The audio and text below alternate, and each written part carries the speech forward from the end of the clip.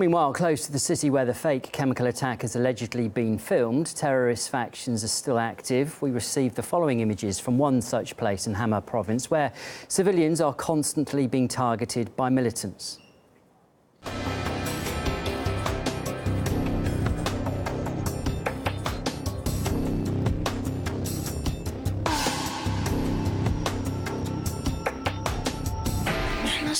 We heard a roar, and then there was dust everywhere.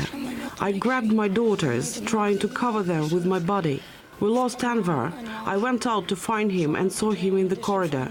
There was a pool of blood coming from his head.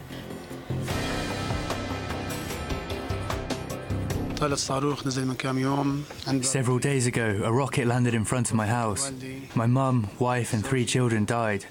I remember how I called home. No one picked up.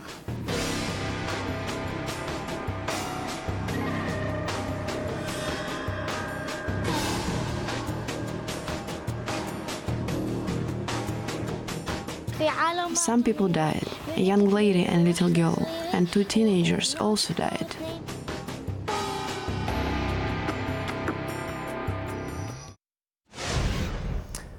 OK, well, we can talk now to an independent journalist and writer, Eva Bartlett, who's in Damascus at the moment, but has actually been to Mahada, the footage we saw there.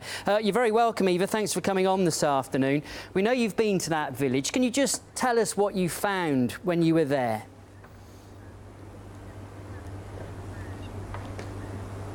Yes, when I went there, I talked to the the National Defense Forces, and they spoke at length about how the village has been pummeled by missiles from terrorists in the outskirts of Mahardeh, just a few kilometers away. And it's been on a daily basis over the past many years. They've said, you know, they've been suffering. Nobody is talking about it, and they're looking forward to the liberation of Idlib because it will ease their suffering. It will mean the cessation of these terrorist attacks on Idlib. The NDF commander told me that 117 civilians in this small town have been killed by such attacks over the years, and 52 additional Syrian soldiers have been killed. And of course, then on September 7th, there was a major attack. Terrorists fired 9 Grad missiles, I was told, 6 of which were fitted with cluster munitions, and they fired them at this village, killing 11 people and injuring 20, some of whom were critically injured. So these are the kind of things that the media, which is busy talking about, corporate media, which is busy talking about Idlib, are completely negating happening on a daily basis in Mahardeh. And there's a nearby village which my colleague Vanessa Bealey went to, and it's called El Skalbia, and on September 9th, I believe that was the latest attack by terrorist factions, in which they fired, according to Vanessa Bealey, 10 Grad missiles on this village. So it's a similar situation where these civilians have been suffering to the silence of the international corporate media. Sure, and I know while you were there, you spoke to people, didn't you, residents there. Let's listen to an interview you did with a father who'd lost his family in a terrorist shelling.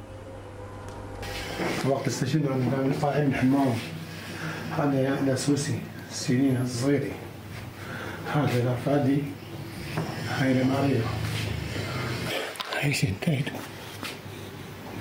فادي هاي شنتايد سنين هاي العكس هاي شنتايد ماريو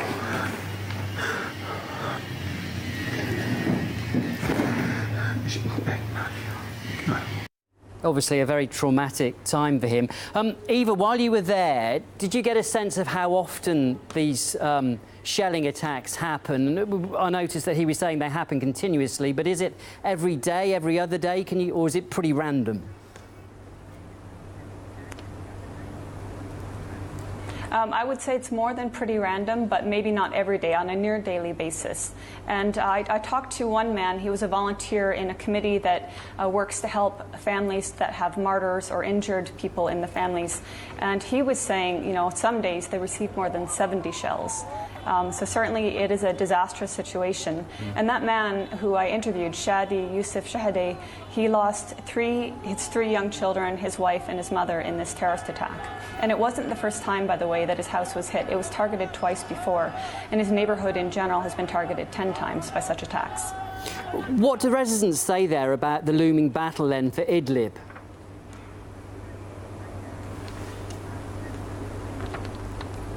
what they say and what Syrians I've spoken with around the country on previous visits and currently say is they want a restoration of all of Syria to peace, and they want an end to the terrorism that's been plaguing them, whether in Idlib or, as we saw formerly, in eastern Ghouta, or before that in Aleppo. And it's their right to live in peace, and it's also their right and the government of Syria's right to fight such terrorism, because we're not talking about the mythical moderate rebels, we're talking about Al-Qaeda. We're talking about Ahrar al-Sham and Jaish al-Islam. And these are terrorists that have been torturing civilians and executing civilians wherever they happen to occupy. So most people I've met, no, everybody I've met, is looking forward to the restoration of full peace and security in Idlib. The argument we hear often, Eva, is that, Idlib is a province of 3 million people and there are, quote, only 10 to 15,000 terrorists there. There could be a huge humanitarian disaster if there is a full onslaught from the government. How do residents feel there? Are they afraid of the human costs that could occur?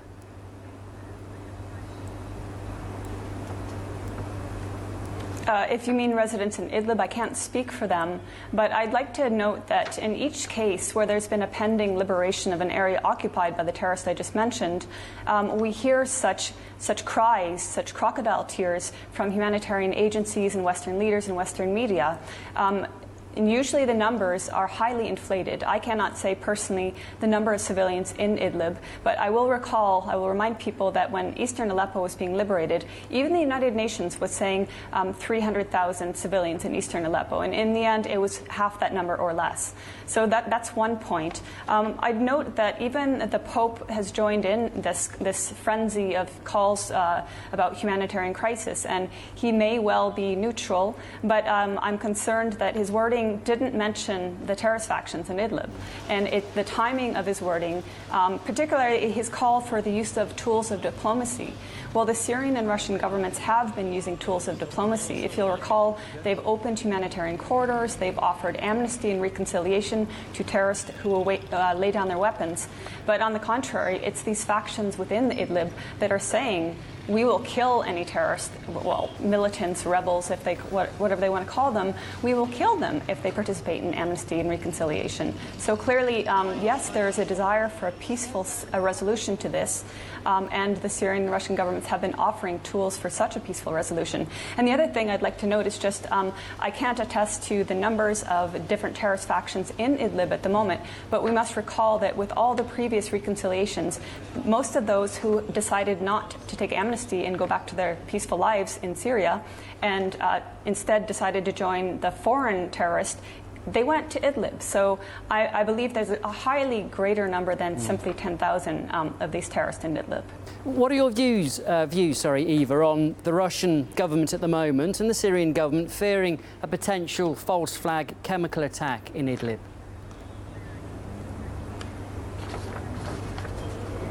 I think their fears are well based.